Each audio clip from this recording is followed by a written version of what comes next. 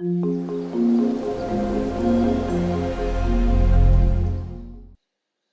everyone, this is Professor Robert Solis. Welcome to this next video lesson. We're going to be talking about the game of Blackout. And the way that this game works out is as follows.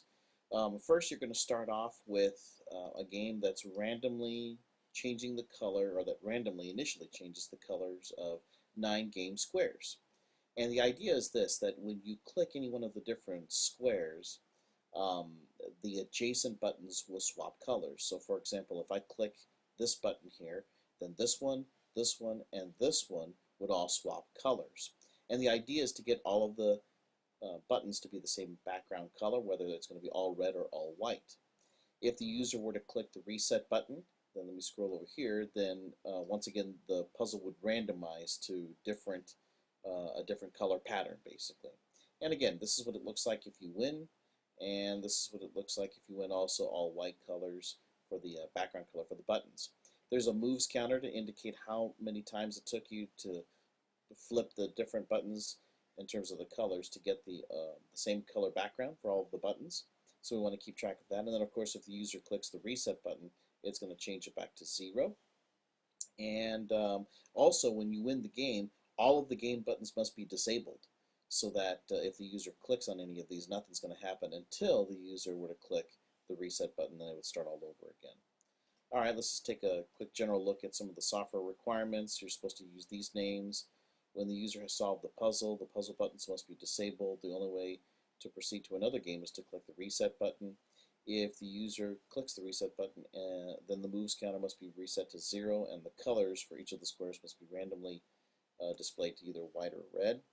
And then your program must associate the enter key on the keyboard with the reset button. Alright, so that's what you need to do. So what I did was I've already created a Visual Basic project, VB Lab 24 project.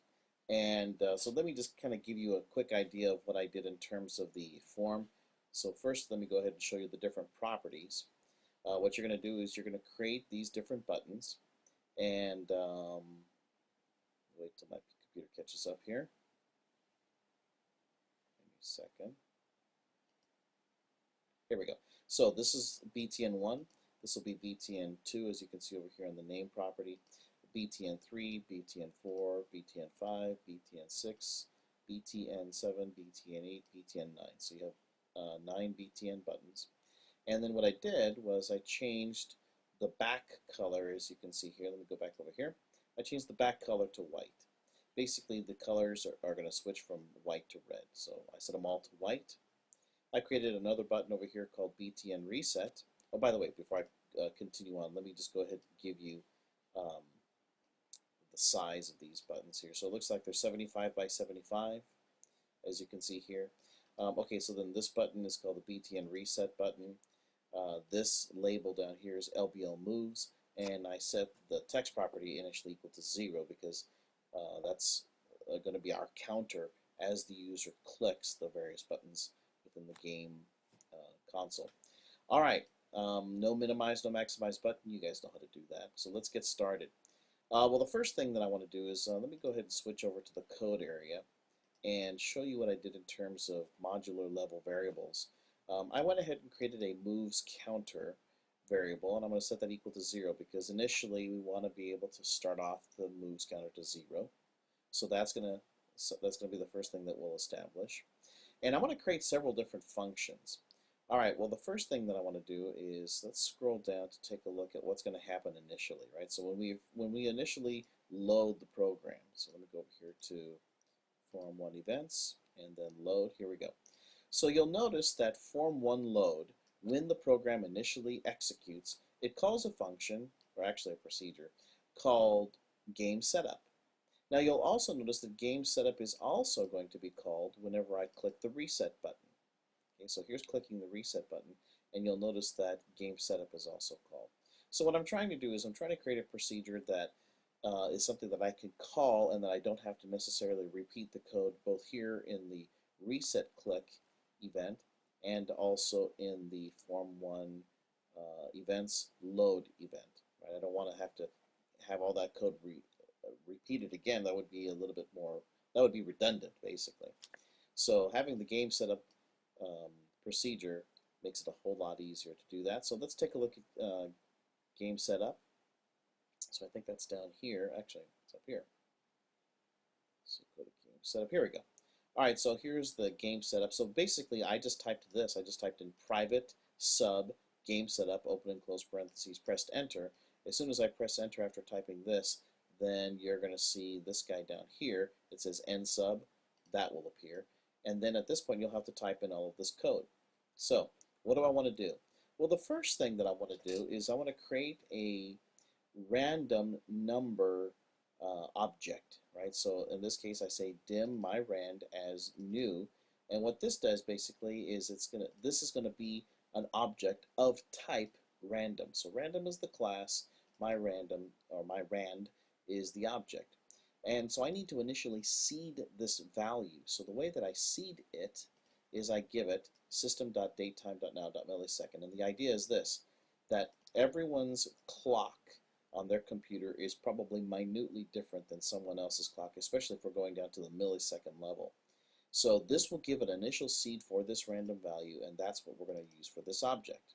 All right, well, now that I have that, basically I have 9 sets of if statements. Here's one, and what we're going to do is this. I'm going to say, okay, for this my random object, give me a number from 0 and a number that is less than 2. So in other words, the number is either going to be 0 or 1. That's what this whole thing means right here.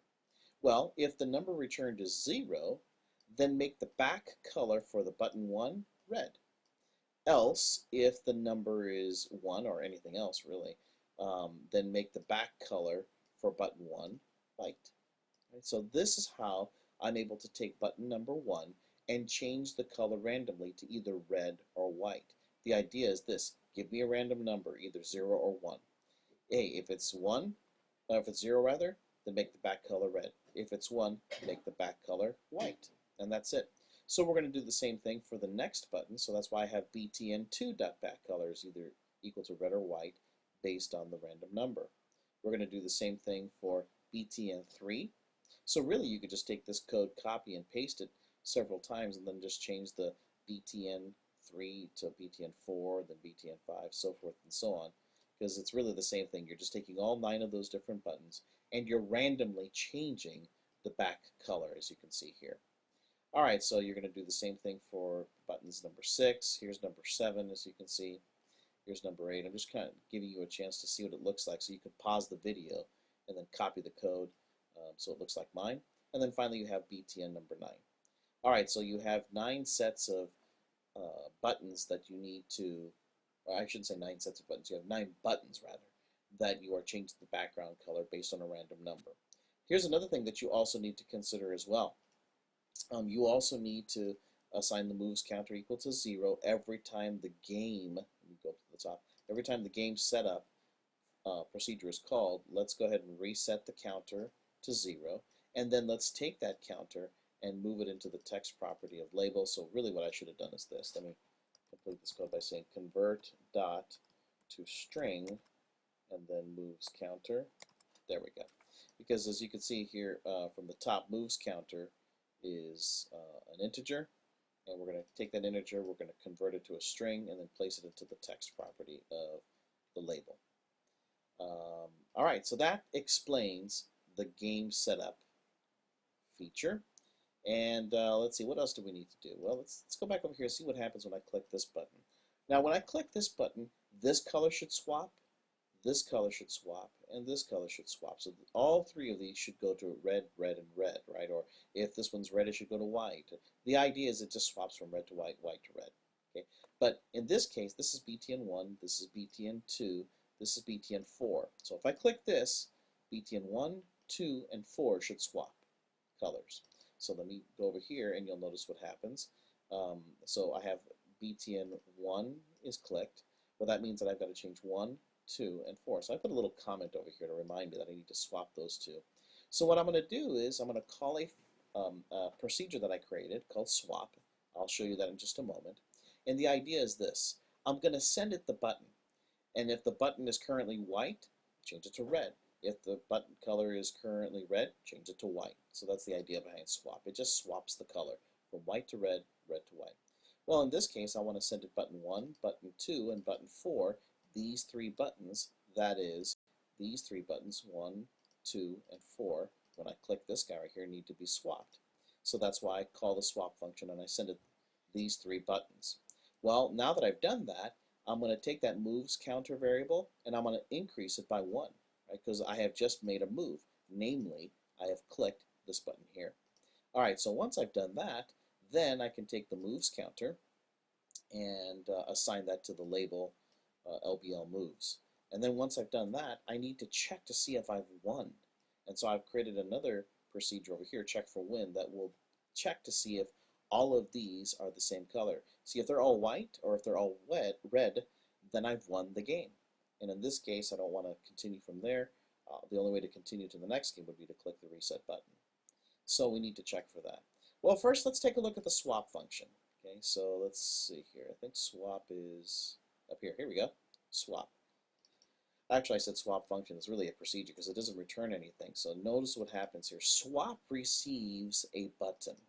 Okay, so what I'm going to do is I'm going to say by ref. And you remember in a previous lecture the difference between by val and by ref. By val means you're sending a copy. By ref, which is here, by reference, means that you're sending the original. You're sending the address of that particular button. So in this procedure, I will refer to the button that you just sent to me. This is what swap is saying, right? Swap is saying, send me a button. Okay, when the button has been sent to me, that button information, I'm going to be referring to it as button 1. And by the way, what is button 1? It's a button. So this is the class, this is the object. All right, well, so now here's what we're going to do. I'm going to take button 1 and I'm going to determine if its back color is equal to color red. If that is the case, then turn its back color to color white. Otherwise, if this is not true, that means that the background color is white, so therefore else change it to red. And that's it. So what you're doing here is you're basically determining if the back color is equal. So notice what I do. Button 1 dot back color dot. Now what this equals does is it basically checks the content of the back color. And it's asking the question if this thing is in fact equal to red. So that's how you would check to see if the background color is equal to red. And if it is, change it to white. If it isn't, change it to red. Okay? So that's the idea behind swap. All right, now another thing that we did was we created a check for win procedure. Well, that's this guy right here. All right, so check for win, again, the idea is this. Determine if all of these are the same color. Well, here's the approach that I used. Notice that I'm saying if button 1 back color is equal to button 2 back color, and if button 1 is equal to button 3, so forth and so on. So here's what I'm doing. I'm saying, is this one and this one the same? And is this one and this one the same? And is this one and this one the same? So forth and so on. So I'm just basically checking everything comparing to the first BTN1, right? So it's BTN1 and 2, 1 and 3, 1 and 4, 1 and 5, 1 and 6, 1 and 7, 1 and 8, 1 and 9. Are they all the same? If they are, then we've won the game. All right, the check for win property, or the check for win procedure, I should say, basically determines if all the buttons are the same color. And the way that that's going to happen is to do this. It's going to check to see if 1 and 2 are the same, and if 1 and 3 are the same, and if 1 and 4 are the same, so forth and so on. Well, the way it's going to do that is via this if statement. So I'll check to see if BTN back color 1 is the same as BTN 2 back color. And I'm also going to check to see if BTN 1 back color is the same as BTN 3 back color. And, okay, so I use the line continuation operator so that I can go to the beginning of the next line. Otherwise, this would be a huge statement, which is okay. I just wanted to be able to go to the next line. So I'm checking 1 and 4. I'm checking 1 and 5. I'm checking 1 and 6, and 1 and 7, 1 and 8, 1 and 9. Right? So I check to see if all of those back colors are the same, and I'm going to use the logical AND operator, because remember, in the logical AND operators, I'm sure you've evaluated from your textbook and also in our previous lecture, everything has to be true in order for all of the AND statements to be true. So if this is true, and if this is true, and if this is true, and if this is true, so forth and so on. If all of that is true, then we disable the buttons. If just one of these is not true, then the whole thing is false. So this is a logical operator. Everything has to be true with the logical AND operator. Okay? So that's what it looks like. So if all of that is true, then call this function, or call this procedure, I should say, called disable buttons. Well, what does disable buttons do? What it does is it takes btn1, specifically the enable property, and it sets it equal to false. Same thing with btn2, 3, 4, 5, 6, 7, 8, 9. It's going to take all of the enabled properties and change it to false. We want to disable the game buttons. By the way, there's going to be a time where we're going to need to enable the game buttons, and so that's the whole idea between the enable buttons procedure. And again, all you have to do is just type private sub enable buttons, open and close parentheses, press enter. You're going to get this, and then you'll type all of this code here. And the idea is you're going to take btn1.enabled, set it equal to true. Same thing with btn2 all the way to btn9. You'll set all of those equal to true. Okay, so that takes care of a lot of different procedures that we have here. Let's see here. I think I've spoken about game setup. I've spoken about form1 load.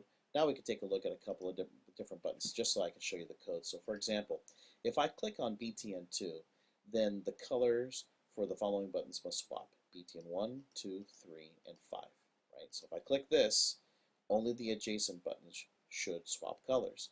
So 1, 2, 3, and 5. So I make a little note over here. 1, 2, 3, and 5 are the ones that must be swapped. So I'm going to call the swap procedure. I'm going to send it 1, 2, 3, and 5. Again, I'm going to increase the MovesCounter, and I'm going to send that value to the text property of LBL moves, and then I'm going to check to see if we've won the game. If we've won the game, you saw before, basically it's checking to see if they're all the same color, and it's going to disable the buttons, the game buttons, that is.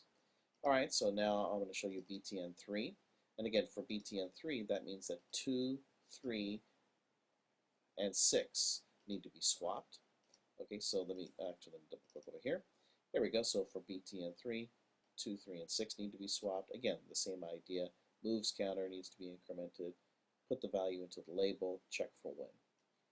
All right, so here's button number 4. Now, if I click this, then 1, 4, 5, and 7 need to be swapped if I click this. So that's why you'll see 1, 4, 5, and 7 here. And that's what all the code looks like. Let me just go ahead and scroll down to show you btn number 5. Click. Show you what that looks like. Here's btn6, click. So here's the code. btn7, here's the code. And btn8, and the last one, btn9. Here we go. All right, so you can pause the video to look at the code for each of those different sections to copy that. All right, so that's what's going to happen when you click one of these different game buttons. Now let's investigate a little bit more what happens when you click the reset button. All right, so assume that you've won the game, and now you want to start a new game. So you double click, or rather you click. Shouldn't say double click. You click on the reset button, and here's what's going to happen. Well, first of all, remember previously the buttons have been disabled, because if you win a game, disable all the buttons. So let's go ahead and re-enable all the buttons by calling the enable buttons procedure that I shared with you previously. Let's now go ahead and call the game setup. And remember, game setup basically randomizes all of the buttons. So it randomizes the color for all the buttons, and it basically turns this counter back to 0. So that's the next thing to do. Now, even though the text property for this thing is 0, the actual variable MovesCounter needs to be set equal to 0. And then finally, we take that value and we put it into LBL moves.text.